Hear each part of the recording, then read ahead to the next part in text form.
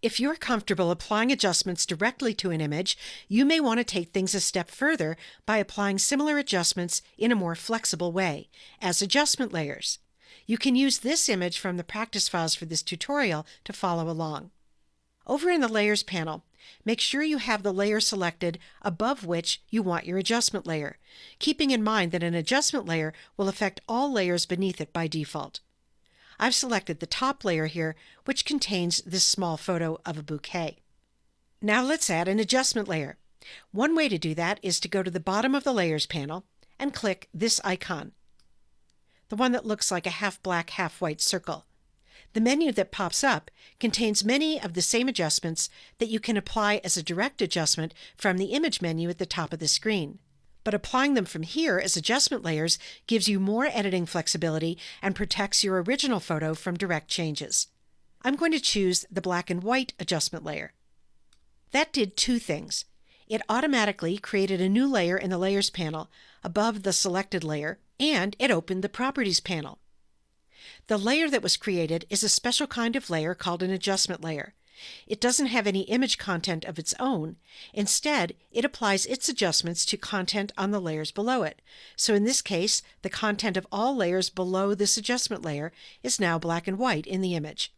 In the Properties panel that opened, you'll find the controls for the adjustment layer. The controls change depending on what kind of adjustment layer is selected at the moment. For a black and white adjustment, you can use these controls to customize the color to black and white conversion. Each of these sliders will lighten or darken areas in the black and white that were a particular color in the color version. For example, to make everything that was yellow in the color image brighter in the black and white, drag the yellows slider to the right. And to make everything that was green in the color image darker in the black and white, drag the green slider to the left. When you're happy with the way things look in the image, close the Properties panel by clicking the double-pointed arrow at the top right. The good news about an adjustment layer is that you can access those controls again anytime and make more changes.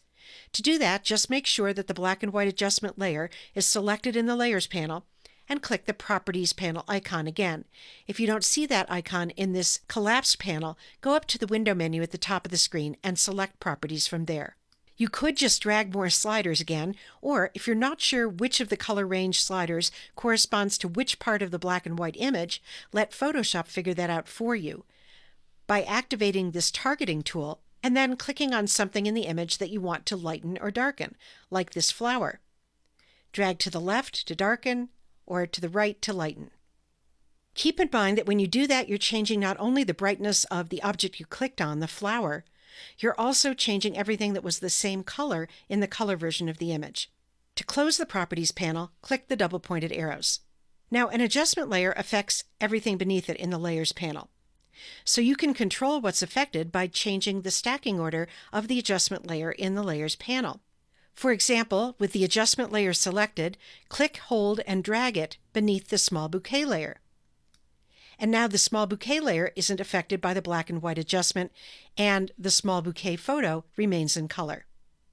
When you save an image that has adjustment layers, open the Save As dialog box. Make sure that Layers is checked, and double-check that you're saving in the Photoshop or PSD format. That's important because the Photoshop format retains layers, so your adjustment layers will be there for further editing the next time you open the image, and that isn't true if you save only in the JPEG format. So that's an introduction to adjustment layers.